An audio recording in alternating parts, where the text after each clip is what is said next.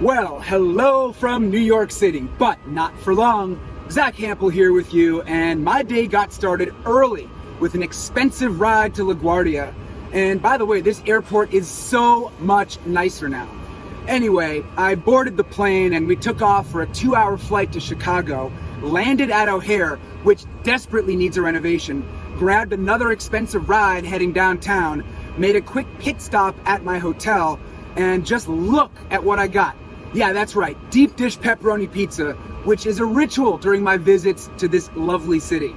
Now, after that, I headed to the subway and rode the Red Line for about 15 minutes. And when the train went above ground, the sky over Chinatown was looking pretty sketchy. Then, when I got off the subway, I just needed to make a short walk on a highway overpass, and check this out. The stadium was right there in all its glory. And so, here I am with you outside Guaranteed Rate Field, home of the Chicago White Sox. And today, because there was a rain out here yesterday, is a doubleheader.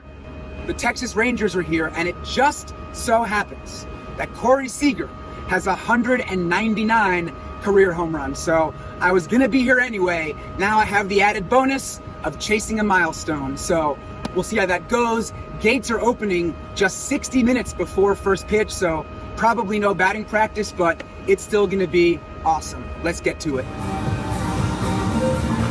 So first things first, I just had to stand around for a bit and soak it all in once I got inside. And after that, I began wandering, basically taking a lap all around this place. And in just a moment, I'm gonna tell you a story involving the Texas Rangers. They were here in Chicago, by the way.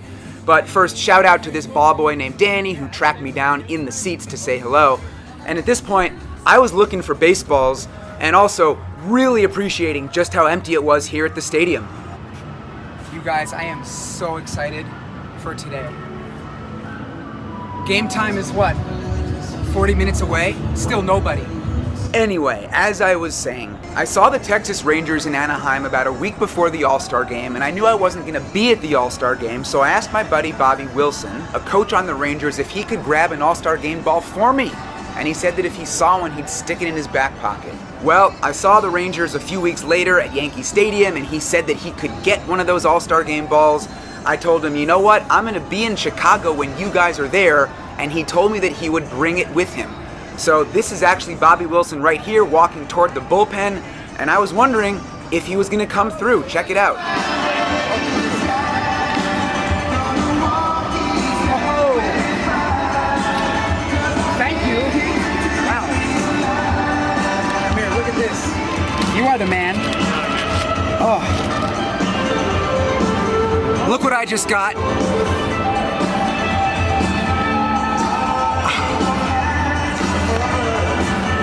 Bobby Wilson, the one and only right here.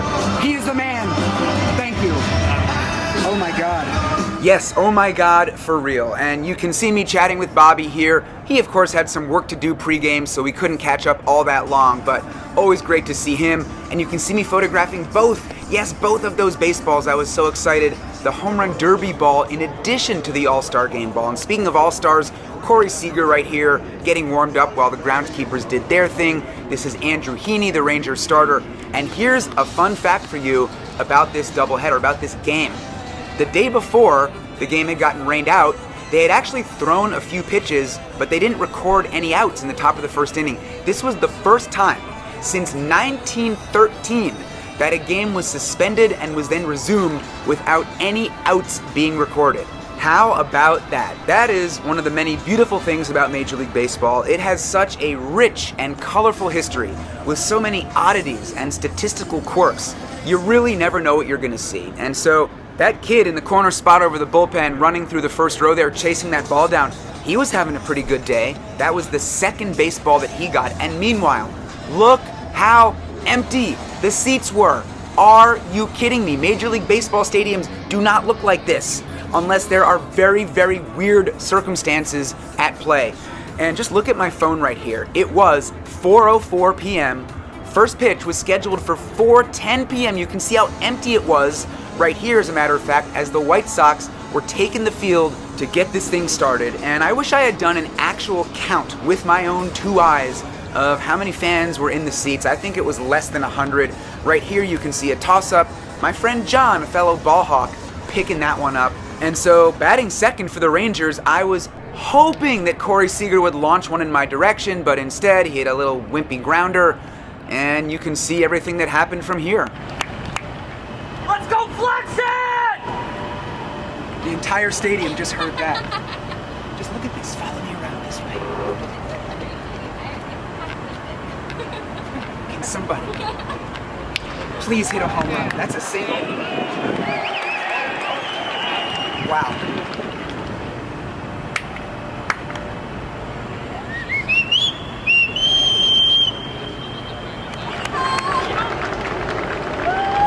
Well, the Rangers scored in the top of the first inning, and I figure that since there is truly nobody at this stadium, why not move around and take advantage of all this space? So the White Sox have some righties now in the bottom of the first, so you can see where I am right now in a very empty left center field. I'll just show you what it looks like in this direction. So Andrew Vaughn is up right now, and oh, I gotta go.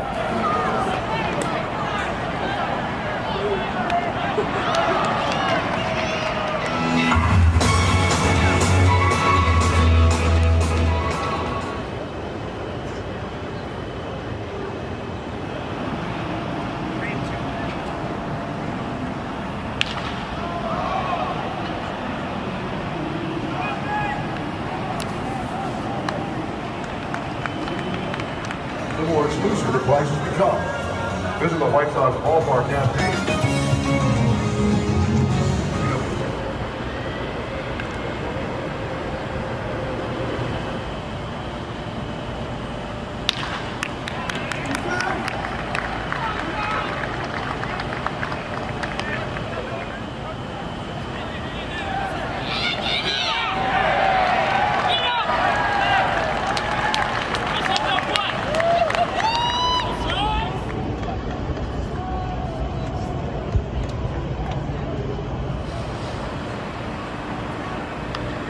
What was your first major purchase after becoming a pro? Truck. What is your coffee order?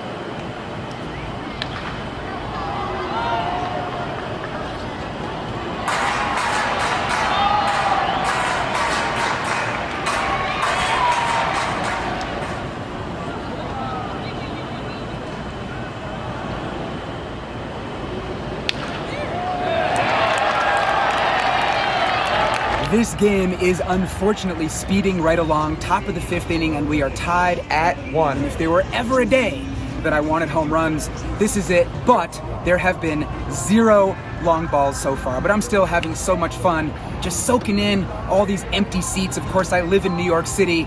Yankee Stadium is always packed. Citi Field is also very crowded. So to have all this room to maneuver really does feel amazing. And I gotta give a quick shout out, yes, during the game, because that's how slow it is, to my friends over at SeatGeek, because they are sponsoring this video. And you guys might be thinking, why even talk about SeatGeek when 98% of the seats here are empty? Well, I bought my tickets today on SeatGeek out here in right field for well below face value. There are always good deals to be found on SeatGeek. And basically the folks at SeatGeek have given me a special code that I can pass along to you guys, and when you use it, you can save 15% on your tickets. I'll talk more about that in just a sec, but first a little refresher on what it looks like when you use the app. SeatGeek pulls tickets from all over the internet into one spot to make it so easy to buy them. And really the main thing that you need to keep in mind is that when you see all those colorful dots on the seating chart, you want to focus on the green ones because those indicate the best deals. The red ones, not so much. And also SeatGeek rates every ticket from 0 to 10 so you can tell right away just how good of a deal you're getting. And also SeatGeek has a buyer guarantee so you guys can shop with confidence. Now, as far as saving the money, taking advantage of the code, it's so easy. Guys, just check the description for this video. You'll find a link there. And when you click it, either sign into your SeatGeek account or sign up and create one. And the code that you want to enter is Zack15, but spell it right. ZACK15. And basically, this one-time code is good for 15% off with a maximum savings of $25. So make sure that you guys take advantage. If you're not seeing the White Sox, go see another team. If you're not seeing baseball, see another sport. If you're not seeing sports, there are more than 70,000 events every day on SeatGeek. So really, anytime that you guys are gonna buy a ticket, do yourself a favor and check out SeatGeek first. And Corey Seager is on deck right now. Marcus Semien is up. I don't feel like righties are gonna hit balls here. That's why I was moving around earlier. I might still go back to left field in a bit. So as long as there's not a double play or a stolen base, Seager will be up, and you can see it's still nice and empty out here.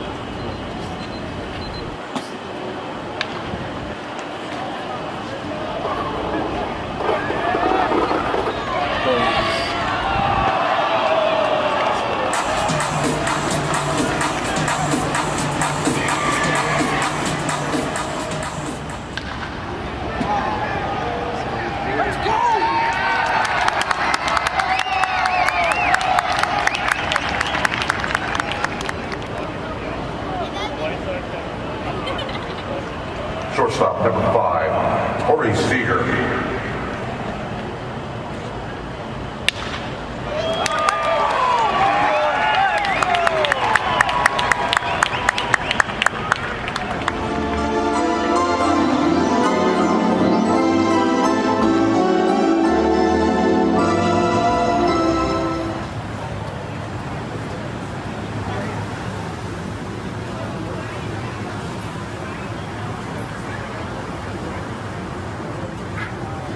That is not a mistake on the Jumbotron. The White Sox are historically bad this year, 31 and 101.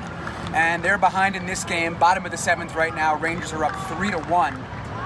And I have moved my operations, I think, for the rest of the game over to left field. If Seager comes back up once more, I'll go back to right. He's really pulling almost all of his home runs this year. But there are more righties in the lineups, and I guess nobody wants to sit in the sun, so it's a little emptier out here. So we'll see how this goes for the last couple innings. Still waiting on that dinger.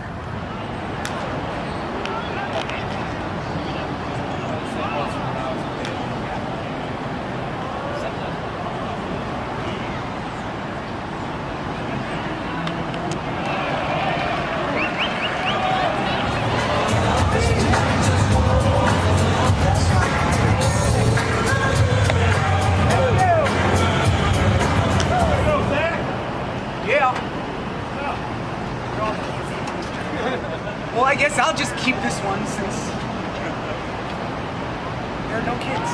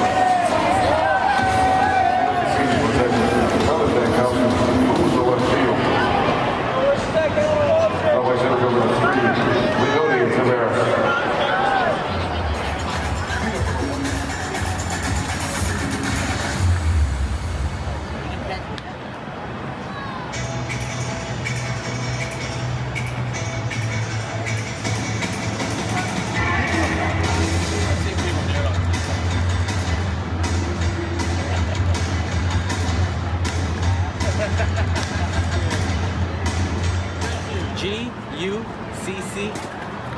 Oh, Jesus. That's it. There it is. Thanks, man. Appreciate you. Yeah, for sure. All right, now we gotta haul ass back to right field because Seager's up in a few.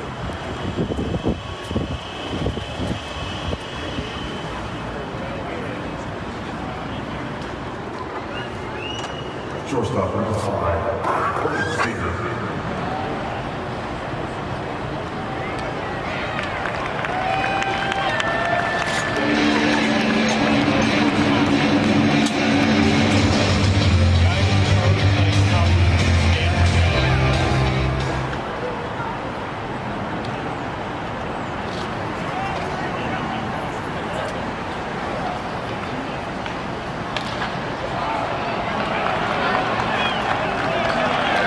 And we have a final here in game 1. That was Brooks Baldwin grounding out to end it.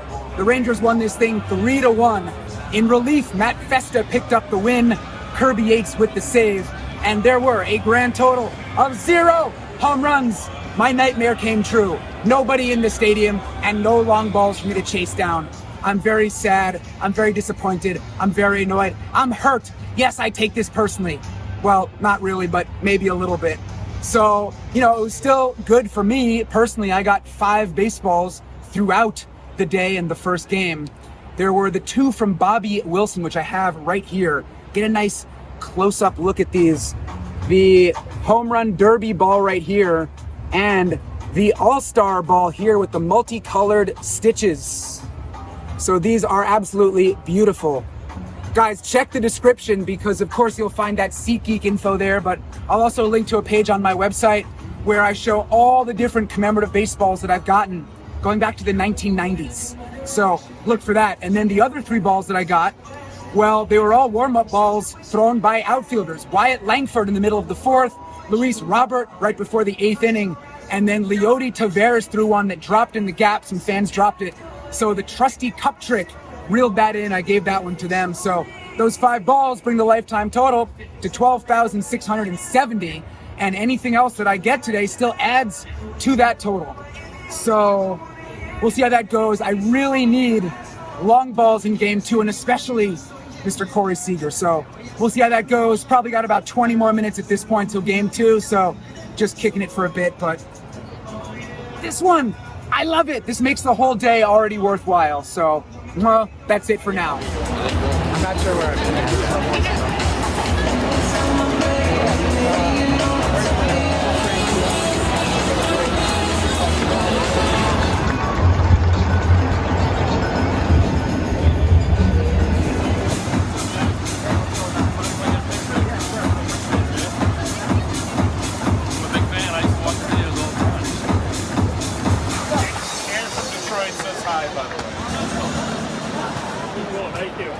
Let me see this thing. Wow. Yeah, I caught plenty of them. I know.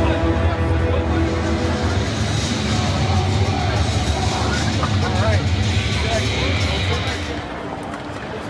Oh yeah, that's awesome. Thank you so much. You got it? Thanks for saying hey. No problem. Thank you. And we are underway. All right, guys. Marcus Semien. Drop it. And now listen to who's up.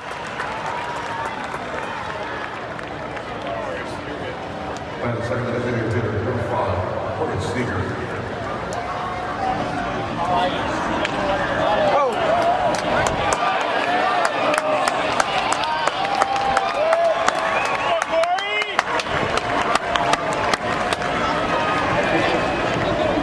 Batting for the right fielder, number 53, Adolis Garcia.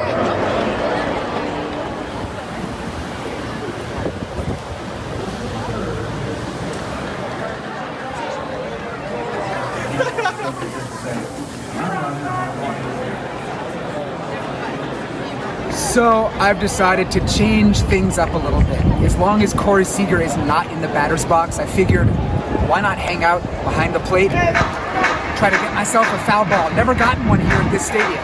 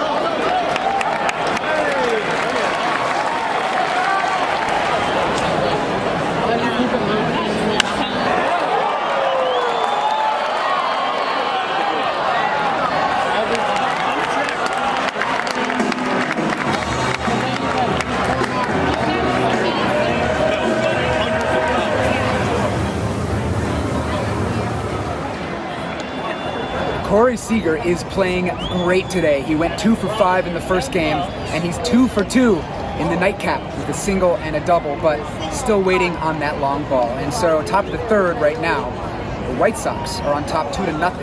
And I guess I'm gonna head back behind the plate because, I don't know, I don't want to say it's crowded in the outfield because compared to most of the games I attend, like, I have an entire empty row right now, but it's not crazy empty like in the first game, so yeah, I think foul ball duty resumes.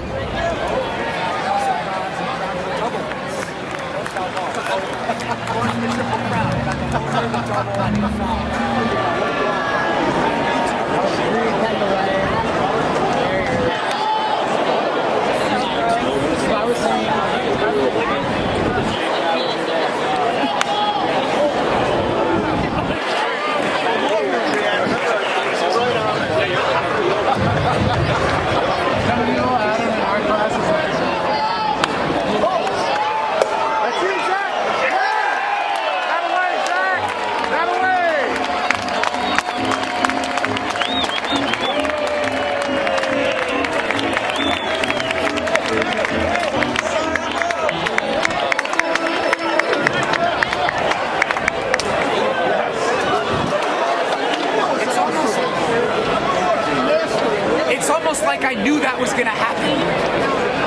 I'll talk more in a sec.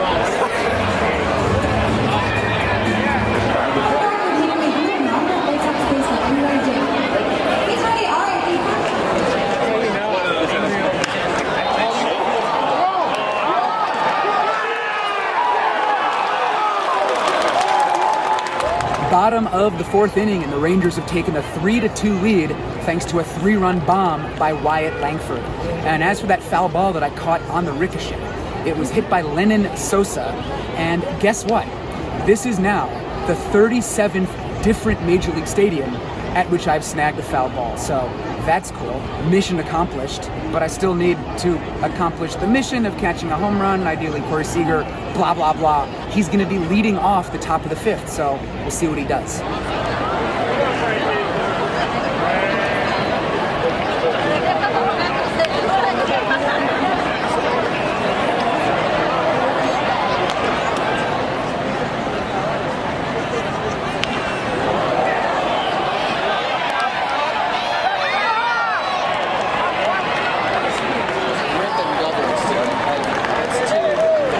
Corey Seager, 3 for 3 with 2 doubles. And I should look and see how many steps I've taken today. 9,100, but a lot of up and down. How many flights today?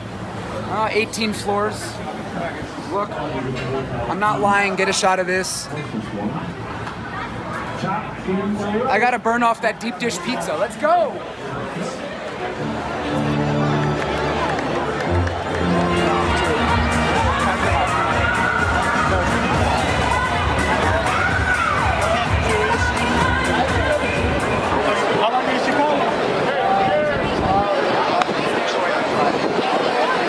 He's here until the White Sox win. It might be a while.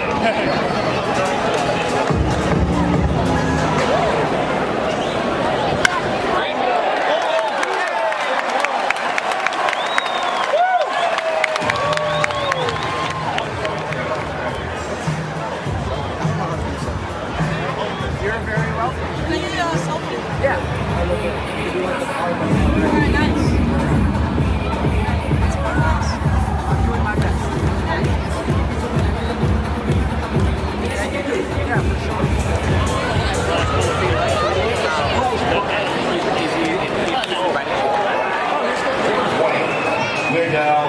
So check this out. This is the back of the section behind home plate.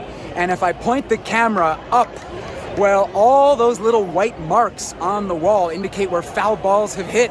And one of those marks is the ball that I caught. So you can just tell that it's a high probability section. Anyway, for right now, top of the 7th inning. And let me just show you where I am. I'm back out in right field, and I'm gonna head down this staircase in a moment because Mr. Corey Seager is on deck.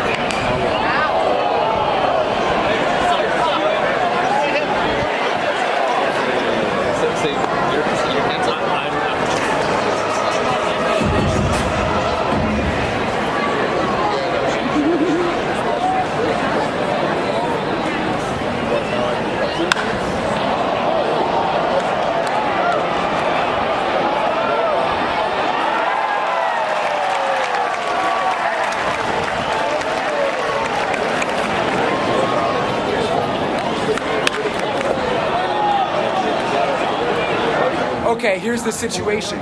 Top of the ninth, we're tied at 3, 2 outs. Marcus Semien, the leadoff batter, is now up, and Seager's on deck. So if Semien gets on, well, then I'm really going to have to take off running. Seager on deck, and Tavares is running. Marcus Semien drew a walk, so Seager is batting after all.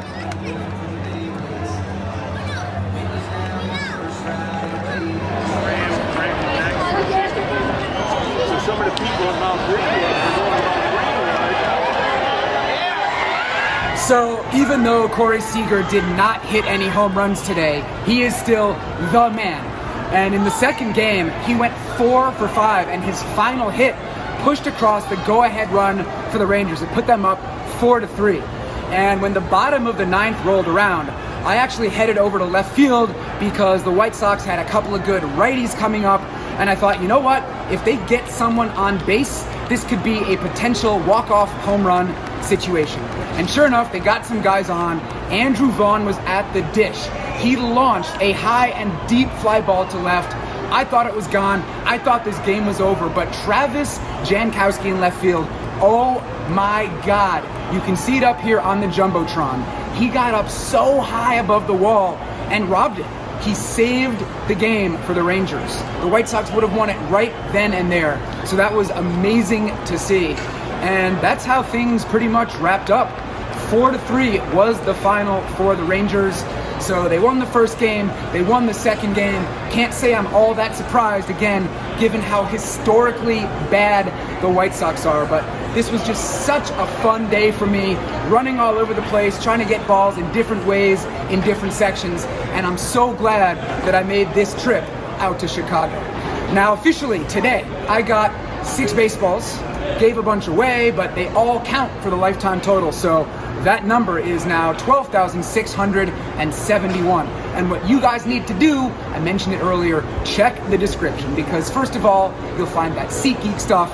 It seems like I talked about SeatGeek like 3 weeks ago, but definitely click the link, use the code, save some money on your tickets.